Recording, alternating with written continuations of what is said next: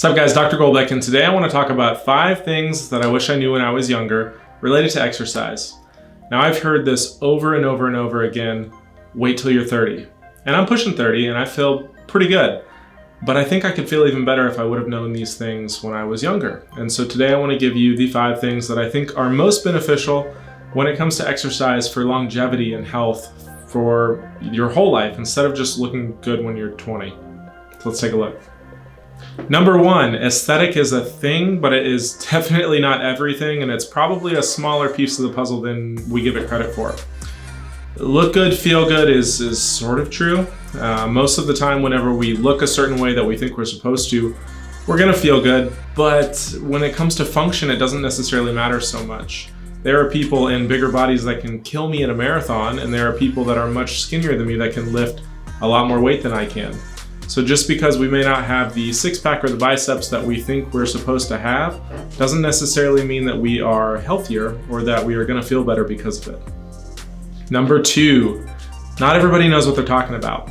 That guy at the gym with the big biceps that tells you how you should curl sometimes to look better, maybe isn't the best person to give you advice when you hurt your low back or something like this. Now, even the people that I respect and the people that I like to learn from when it comes to injury are people that I disagree with sometimes. So I think it's really important that we have a wealth of different knowledge sources that we look at to see what is going to work best for us, because although they may know what works well for them, not everyone knows what they're talking about. Number 3, never trust the nevers. I've seen so many different people out there saying that you should never do this or you should never do that when it comes to exercise, whether it's the way that your knee moves in a squat or something that you can eat or can't eat. There's so many nevers out there, and everything is black and white when it comes to fitness, especially with an Instagram society.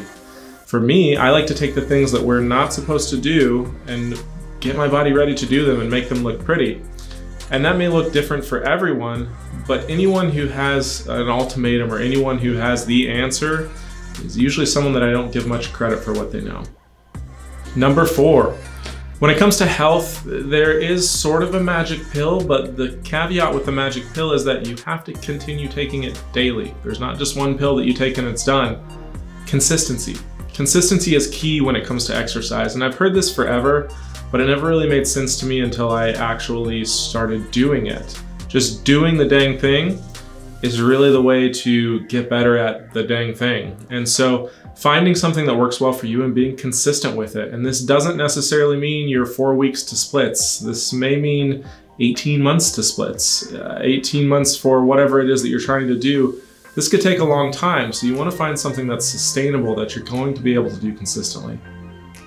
Number 5, and this is straight from the Movement Guild that I just finished up.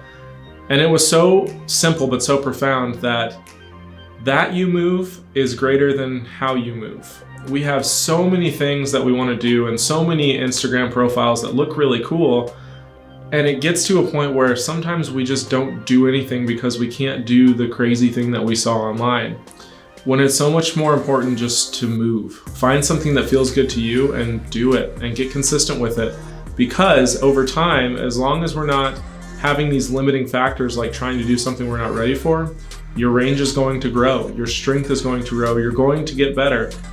And that's what's more important. That you move is so much more important than how you move.